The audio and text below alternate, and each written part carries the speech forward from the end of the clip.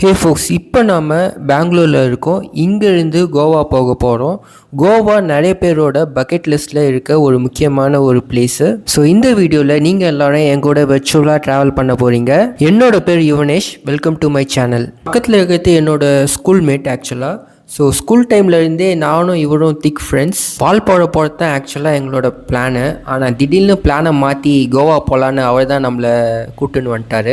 நல்லா பீக் டைமில் வந்து மாட்டிக்கிட்டோம். பெங்களூரில் செம்ம டிராஃபிக்கு. அப்பார்ட் ஃப்ரம் பார்ட்டி அண்ட் சரக்கு, அது இல்லாத கோவாவை நான் உங்களுக்கு காட்டுறேன். ஸோ இனி வரப்போகிற வீடியோஸ்லாம் அடுத்தடுத்து பாருங்கள். இந்த கோவா சிட்டிஸில் பார்க்க வேண்டிய முக்கியமான பிளேசஸ் அண்ட் டூரிஸ்ட் பிளேஸை நான் உங்களுக்கு காட்டுறேன்.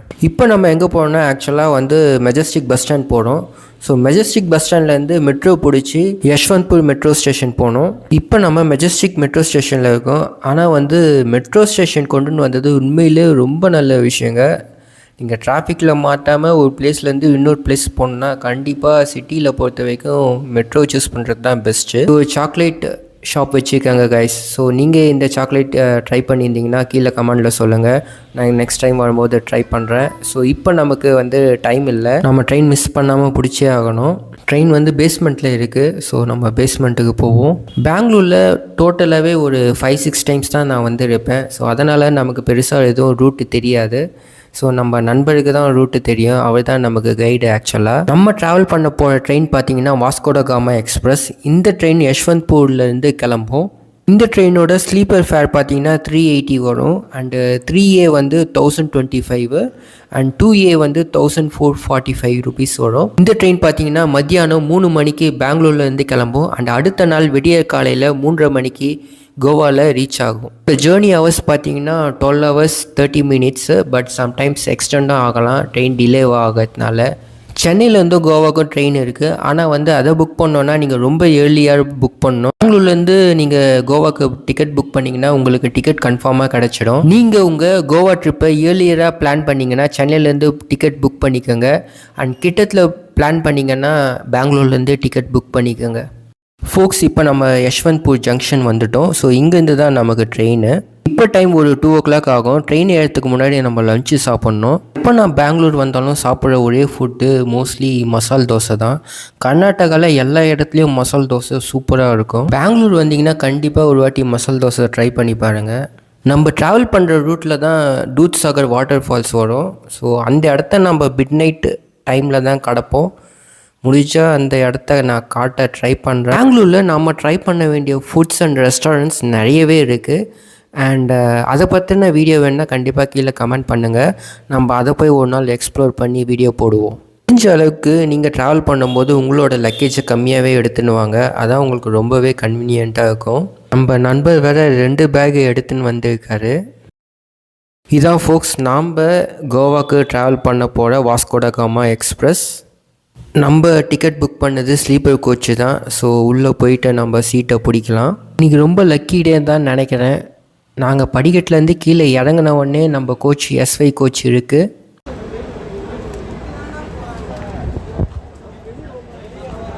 இந்த இடத்துல கன்ஸ்ட்ரக்ஷன் ஒர்க் வேறு போய்கிட்டு இருக்குது போல இருக்குது.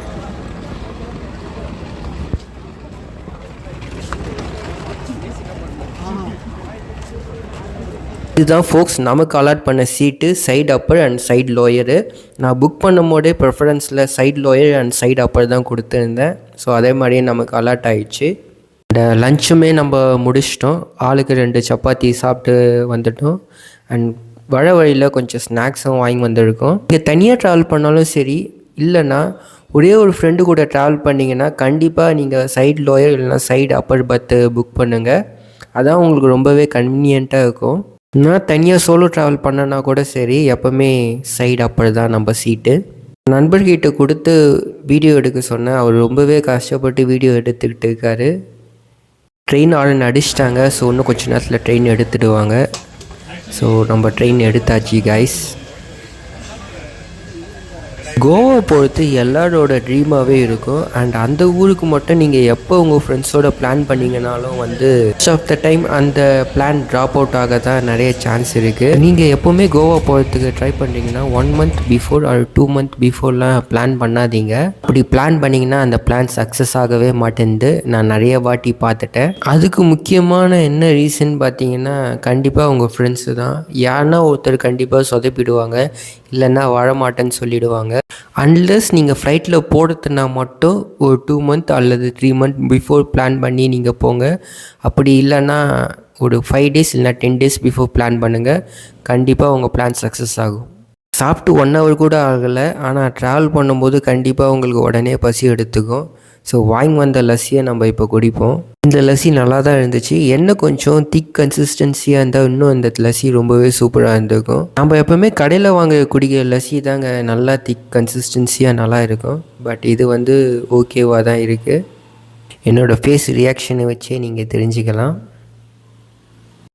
அடுத்த ஸ்நாக்ஸ் நம்ம வாங்கி வந்த ஜாம் பண்ணு தாங்க. இந்த ஜாம் பண்ணலாம் நம்ம ஊரில் வாங்கினது. ஸோ தரமாக இருக்கும் அண்ட் டேஸ்ட்டுமே பக்காவாக இருக்கும். என்னடா கோவா விளாக் போகிறேன்னு சொல்லிட்டு சாப்பிட்டுன்னு போகிறான்னு நினைக்காதீங்க. ஸோ ட்ரெயினில் போகிறதுக்கு கிட்டத்தட்ட 14 hours ஆகும் நம்ம கோவா ரீச் ஆகிறதுக்கு. ஸோ அது வரைக்குமே நம்ம எதனா ஸ்நாக்ஸ் சாப்பிட்டு தான் டைம் பாஸ் பண்ண முடியும். அப்புறம் ட்ரெயினில் இந்த ஸ்வீட்டை விற்றுன்னு வந்தாங்க, ரொம்ப ஃபேமஸான ஸ்வீட்டுன்னு சொல்லிட்டு. எல்லா இடத்துலையுமே இந்த ஸ்வீட்டு விற்றுன்னு இருந்தாங்க. ஸோ இதை நம்ம வாங்கணும். ஆனால் டேஸ்ட் வந்து பார்த்திங்கன்னா அவ்வளோ ஒன்றும் எனக்கு பிடிக்கல பர்சனலாக. என் ஃப்ரெண்டு சாப்பிட்டு நல்லா இருக்குன்னு சொன்னான். மில்க் ஸ்வீட்டில் ஒரு மாதிரி சுகர் ஸ்ப்ரிங்கிள் பண்ணியிருந்தாங்க. அந்த சுகர் ஸ்ப்ரிங்கிள் மட்டும் பண்ணி இல்லாமல் இருந்தாக்கா இந்த ஸ்வீட் இன்னும் நல்லா இருந்துக்கும்னு நான் நினைக்கிறேன். ஃபைனலாக நம்ம கோவா வந்தாச்சு ஃபோக்ஸ். இப்போ நம்ம எந்த ஸ்டேஷன் வந்திருக்கோன்னா நம்ம இறங்குனது பார்த்திங்கன்னா மட்கான் ஸ்டேஷனு. இந்த ஸ்டேஷன் வந்து சவுத் கோவாவில் இருக்குது. ரிட்டன் போகிறதுமே இந்த ஸ்டேஷன் இதே ட்ரெயின் தான், வாஸ்கோ ட காமா எக்ஸ்பிரஸ் தான். இப்போ நாங்கள் கொண்டு வந்த திங்ஸ் கொஞ்சம் நிறைய இருக்குது. ஸோ ஒரு பேக்கை மட்டும் கிளாக் ரூமில் போட்டு போயிடலான்னு இருக்கோம். அதுக்கப்புறம் நாம் ரெண்டல் பைக் எடுக்க போகிறோம். ஷாப் ஓனர்கிட்ட நைட்டே பேசிட்டேன். ஸோ நாங்கள் காலையில் 4:30 கடையை ஓப்பன் பண்ணிட்டோம்னு சொல்லிட்டாரு. நாம் ஆக்சுவலாக 2 நாளைக்கு பைக் ரெண்ட் எடுக்க போகிறோம். நம்ம ட்ரெயினுக்கு ஆப்போசிட்டில் நிற்கிற இந்த ட்ரெயின் தான் வேளாங்கண்ணிலேருந்து வர ட்ரெயின். இந்த ட்ரெயின் ஆக்சுவலாக வேளாங்கண்ணிலேருந்து கோவா வரைக்கும் வரும். தமிழ்நாட்டிலேருந்து வர ட்ரெயின் இது. உங்களுக்கு சென்னையிலேருந்து மாஸ் வாஸ்கோ எக்ஸ்பிரஸ்ன்ற ட்ரெயின் வரும். நீங்கள் சென்னையிலேருந்து வர மாதிரி இருந்தால் அந்த ட்ரெயினை நீங்கள் ப்ரிஃபர் பண்ணலாம். லாக் ரூம் வேறு மூடிட்டு இருக்காங்க. ஸோ நம்ம அந்த எக்ஸ்ட்ரா பேக் லக்கேஜை எடுத்துன்னு தான் சுற்றி ஆகணும். நைட்டு ரூம் போடுற வரைக்குமே நம்ம அந்த பேக்கோடு தான் சுற்றி ஆகணும். அதுதான் கொஞ்சம் டிஃபிகல்ட்டான விஷயம். கோவாவை பொறுத்த வரைக்கும் நார்த் கோவா, சவுத் கோவா, அப்புறமேட்டு ஓல்டு கோவா 3 முக்கியமான ஏரியா இருக்குது. நாங்கள் இந்த 3 ஏரியாவில் முக்கியமான பிளேசஸை மட்டும் விசிட் பண்ண போகிறோம். அண்ட் 2 நாளில் இவ்வளோ இடத்தையும் சுற்றி பார்க்கறது ஈஸியான விஷயம் இல்லை. ஸோ பைக்கில் நிறைய ட்ராவல் பண்ண வேண்டியதாக இருக்கும். இங்கே தான் ஃபோக்ஸ் நாம் ரெண்டல் பைக் எடுக்க போகிறோம். ஆக்சுவலாக இது ஒரு சலூன் கடை. ஆனால் வெளியில் இவங்க வந்து பைக்கும் ரெண்டல் வாடகைக்கு விடுறாங்க. நல்ல ஐடியா தான். ஒரே இடத்துல ஒரே கடையில் 2 பிஸ்னஸ் ரன் பண்ணுறாங்க. நாங்கள் இங்கே ரெண்டல் பைக் 400 rupees எடுத்தோம் பர் டேக்கு. நம்ம எடுக்க போகிற வண்டி வந்து ஸ்கூட்டி டைப் தான். ஸோ அது வந்து ரேட் கம்மி. இங்கே பெரிய வண்டினா எடுத்திங்கன்னா இன்னும் கொஞ்சம் ரேட் அதிகமாகும். ரீசெண்ட் டைமில் இங்கே பைக்குக்கு பர் டே ரெண்ட் வந்து 500. டிரான்ஸ்போர்ட்டேஷனை பொறுத்த வரைக்கும் கோவாவில் நீங்கள் ரெண்டல் பைக் எடுத்து சுற்றுறது தான் பெஸ்ட்டு. ஃபேமிலியாக போனீங்கன்னா நீங்கள் கேப் மாதிரி தான் புக் பண்ணுற மாதிரி இருக்கும். அண்ட் ரெண்டல் காருமே அவைலபிளாக இருக்குது கோவாவில்.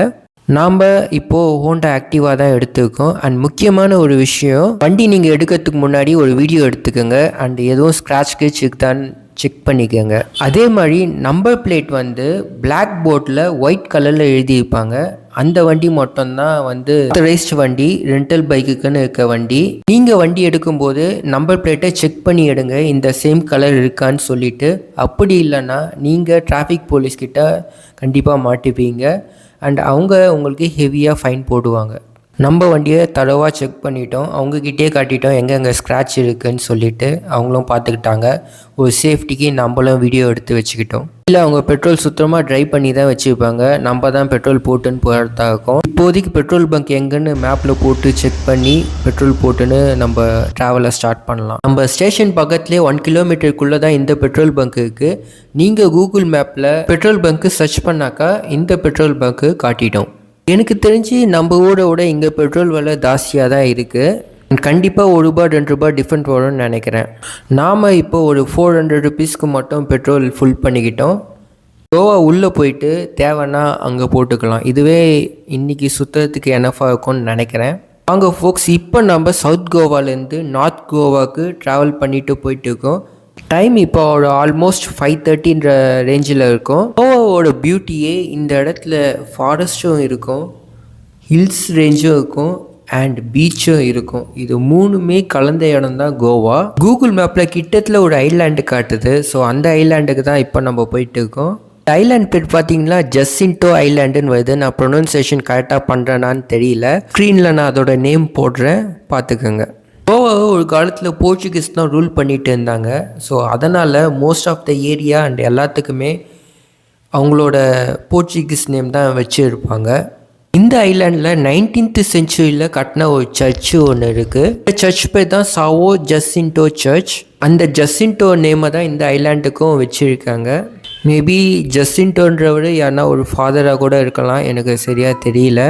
ஏர்லி மார்னிங்கில் இந்த வியூ பார்க்கறதுக்கே இங்கே வரலாம், அவ்வளோ பியூட்டிஃபுல்லாக இருந்தது. வெளிச்சம் கம்மியாக இருக்கிறதுனால உங்களுக்கு சரியான வியூ தெரியுதான்னு எனக்கு தெரியல. ஆனால் இந்த இடத்த நேரில் பார்க்கும்போது அவ்வளோ அழகாக இருக்கும். அண்ட் ஏர்லி மார்னிங்கே இந்த ஐலாண்டை கனெக்ட் பண்ண பிரிட்ஜில் நிறைய பேர் வாக்கிங் போயிட்டு இருந்தாங்க.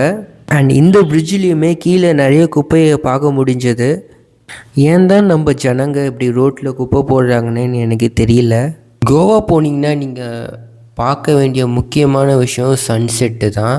கோவாவில் சன்ரைஸ் தெரியாது, சன்செட்டு மட்டும்தான் பார்க்க முடியும். ஸோ அதனால் சன்செட்டை மறக்காமல் பாருங்கள். வாங்க இப்போது அந்த ஜசின்டோ சர்ச் போய் பார்க்கலாம். இப்போ நான் இருக்கிறது அந்த ஜசின்டோ ஐலாண்டில் தான். இங்கேருந்து அந்த வியூ பாருங்கள், செமையாக இருக்குது. இப்போ நீங்கள் பார்க்கத்தான் செயின்ட் ஜசின்டோ சர்ச்சு. இதுதான் அந்த ஐலாண்டில் இருக்க சர்ச்சு. இது ஃபேமஸான சர்ச் போல் இருக்குது. இந்த சர்ச்சை 19th செஞ்சுரியில் கட்டியிருக்காங்க. பட் இப்போவும் அந்த சர்ச் புதுசு மாதிரி தான் தெரிஞ்சது. இப்போ நம்ம கோவாவில் பஞ்சிம்க்கு போகிறோம். இந்த பிரிட்ஜ் வழியாக தான் நம்ம கிராஸ் பண்ணி போகணும் பஞ்சிம்க்கு. இந்த கோவா சீரீஸில் இதுக்கப்புறம் நிறைய வீடியோஸ் வரும். ஸோ மறக்காமல் எல்லா வீடியோஸும் பாருங்கள். இந்த வீடியோ உங்கள் ஃப்ரெண்ட்ஸுக்கு ஷேர் பண்ணி நாம் எப்போ இந்த மாதிரி கோவா போகிறோன்னு கேளுங்க. தேங்க்ஸ் ஃபார் வாட்சிங் திஸ் வீடியோ.